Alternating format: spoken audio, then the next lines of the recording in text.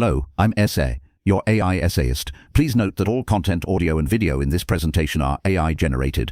As AI can sometimes produce inaccuracies, I encourage you to verify any factual information presented. With that in mind, let's begin. The grand narrative of 20th century cosmology was, for much of its duration, a story of deceleration. Following Edwin Hubble's 1929 revelation that the universe is expanding, the prevailing intellectual gravity pulled all theoretical and observational efforts toward a single, seemingly inevitable question: by how much is the universe slowing down? The cosmic inventory was thought to be dominated by matter, both luminous and dark, and the gravitational attraction of this matter was expected to act as a cosmic brake, gradually reining in the expansion that began with the Big Bang. The ultimate fate of the cosmos, whether it would expand forever at a decreasing rate or eventually collapse back upon itself in a big crunch, hinged on the precise value of this deceleration. The quest to measure this parameter, known to cosmologists as Q0, became a defining ambition, a kind of holy grail pursued with monastic devotion by figures like Alan Sandage, Hubble's own intellectual heir. The universe was a simple,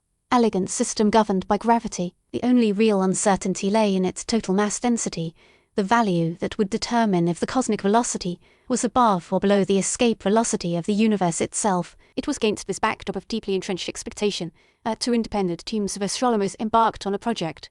In the 1920s, their goal was straightforward, aligned with the grand tradition to measure the cosmic deceleration with unprecedented accuracy by staring deep into cosmic history. The results they uncovered, a discovery that would earn Saul Perlmutter, Schmidt and Adam Riess the 2011 Nobel Prize in Physics, would do more than refine the existing model. It would shatter it completely, revealing a universe far stranger and more mysterious than anyone had dared to imagine. The conceptual foundation for this revolutionary measurement rested upon the idea of a standard candle, a celestial object of known intrinsic brightness. The principle is elementary: the dimmer an object of known luminosity appears, the farther away it must be. Fritz Zwicky had first proposed using supernova for this purpose in the 1930s, but it was the specific class of thermonuclear explosions known as type I supernova that emerged as the ideal cosmological yardstick. These cataclysmic events occur in binary star systems where a white dwarf, the dense remnant of a sun-like star, accretes matter from a companion. As the white dwarf's mass approaches a critical limit,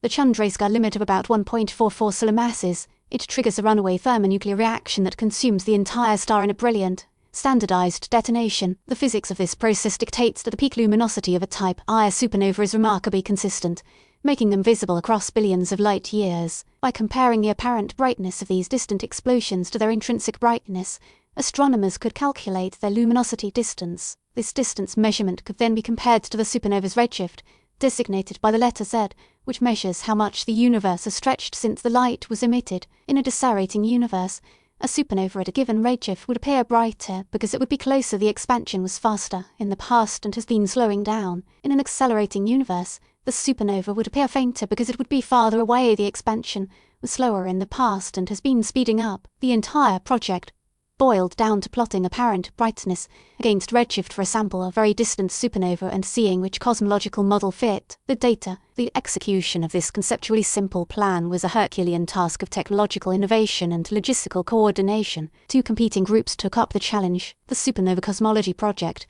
or SCP, led by Saul Perlmutter at Lawrence Berkeley National Laboratory, developed a highly systematic, factory-like approach. They used wide-field telescopes to survey large patches of the sky around the new moon, taking images of tens of thousands of galaxies. A few weeks later, they would image the same patches again and use sophisticated software to search for the telltale new points of light, the signature of a newly exploded supernova. This on-demand strategy yielded a steady stream of discoveries. The other group, the HISE Supernova Search Team, co-founded by Schmidt at the Australian National University, employed a different philosophy. They coordinated a large, international consortium of astronomers and observatories, pooling resources to follow up on supernova candidates one by one. Adam Riess, then a postdoctoral researcher at the University of California, Berkeley, and later at the Space Telescope Science Institute, played a pivotal role in the HISE team's analysis, developing crucial techniques for correcting for any minor variations in supernova brightness and for quantifying the effects of interstellar dust. Both teams faced immense challenges. The supernova were incredibly faint, requiring the world's largest telescopes and the newly developed power of large format charge-coupled device,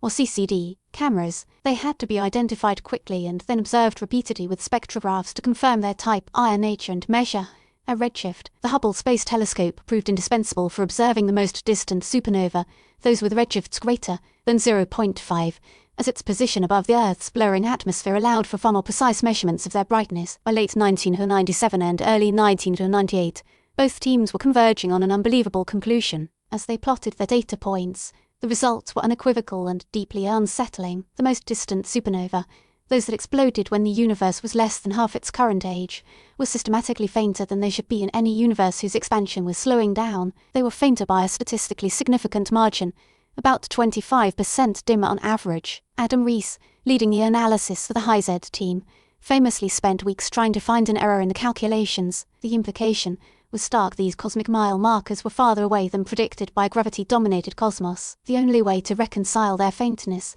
with their observed redshift was if the expansion of the universe had been speeding up over the last 5 to 7 billion years. The universe was accelerating. Perlmutter's team, after meticulously reanalyzing their own larger data set, reached the identical conclusion. In early 1998, the two groups presented their findings back-to-back at a cosmology conference. The news sent a profound shockwave through the scientific community. The standard model of cosmology, a testament to decades of careful observation and theoretical refinement, was fundamentally incomplete. Gravity was losing a cosmic tug-of-war to a mysterious, repulsive force that was pushing the universe apart at an ever-increasing. The immediate intellectual consequence of this discovery was the resurrection and radical reinterpretation of Albert Einstein's most infamous theoretical construct, the cosmological constant, represented by the Greek letter lambda. Einstein had originally introduced this term into his equations of general relativity in 1917 to create a static, unchanging universe, counteracting the natural tendency of gravity to cause collapse. When Hubble discovered the expansion, Einstein reputedly discarded the constant,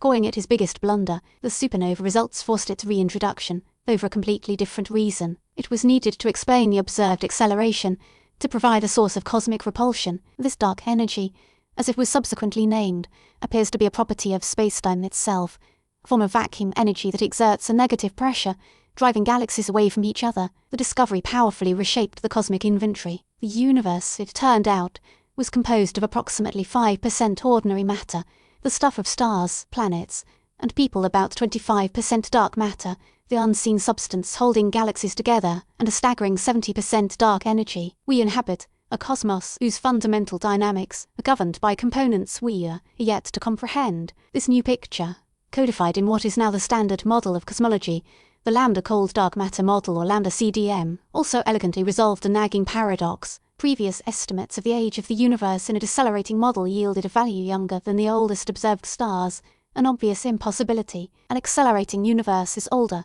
providing ample time for the most ancient stars to have formed and evolved. Einstein's blunder, it seems, may have been his most prescient insight. The reception of the discovery moved swiftly from stunned disbelief to widespread acceptance, a testament to the rigor of the team's work and the power of independent confirmation. The fact that two rival groups, using different supernova, different analysis techniques, and different telescopes, arrived at the same astonishing answer provided immense confidence in the result. Nevertheless, the claim was so extraordinary that it demanded extraordinary scrutiny. Cosmologists immediately began to search for potential systematic errors that could mimic the signature of acceleration. Could intergalactic dust be dimming the light from distant supernova, making them appear farther away than they truly are? Subsequent observations in multiple color bands showed that this was an insufficient explanation, as dust reddens light in a characteristic way that was absent from the data. Could supernova in the early universe have been intrinsically different, perhaps fainter, than their modern counterparts? This concern about evolutionary effects was mitigated by detailed studies of the spectra and light curves of high redshift supernova,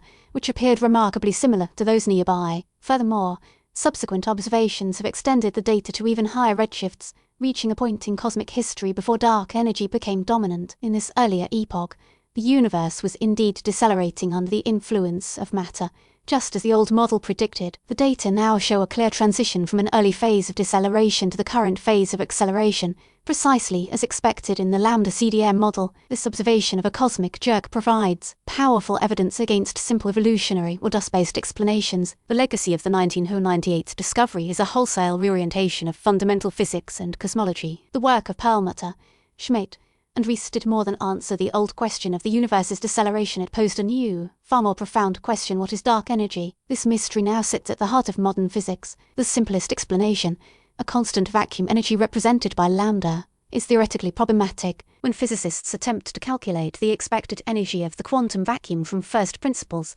they arrive at a value that is absurdly large, about 120 orders of magnitude greater than the value observed by cosmologists. This discrepancy, known as the cosmological constant problem, is one of the most severe theoretical challenges in all of science. This has led to a flourishing of alternative theories. Perhaps dark energy is a new, dynamic field, dubbed quintessence, that changes over time and space. Perhaps the acceleration signals a breakdown of Einstein's theory of general relativity on cosmological scales.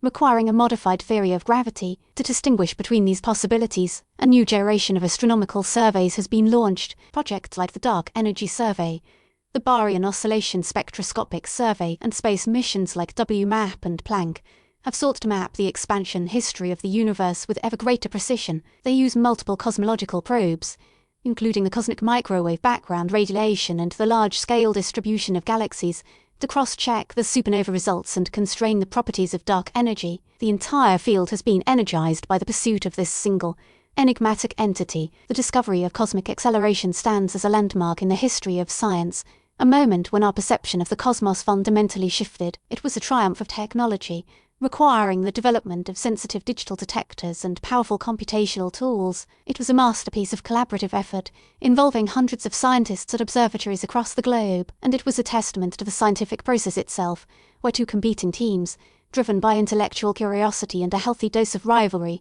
meticulously pursued an answer and had the courage to accept its revolutionary implications. Saul Perlmutter, Brian Schmidt, and Adam Riess, through their leadership and insight, guided their teams to a result that was completely unexpected and paradigm-shattering. They sought to measure the precise rate at which the universe was slowing down and instead found that it is speeding up. The work transformed cosmology from a field concerned with parameter fitting within an established framework into a discipline grappling with fundamental mysteries about the nature of space, time, and energy. We now understand that the ultimate fate of our universe is likely to be a cold, dark, and lonely one, with galaxies accelerating away from one another until they disappear beyond the cosmic horizon. This big freeze or big rip is a direct consequence of the repulsive force they uncovered. The 2011 Nobel Prize recognized more than a single measurement. It celebrated the opening of a new cosmic frontier, a challenge to future generations to unravel the deepest secret of the universe, the profound and pervasive mystery of the dark energy that drives its accelerating destiny.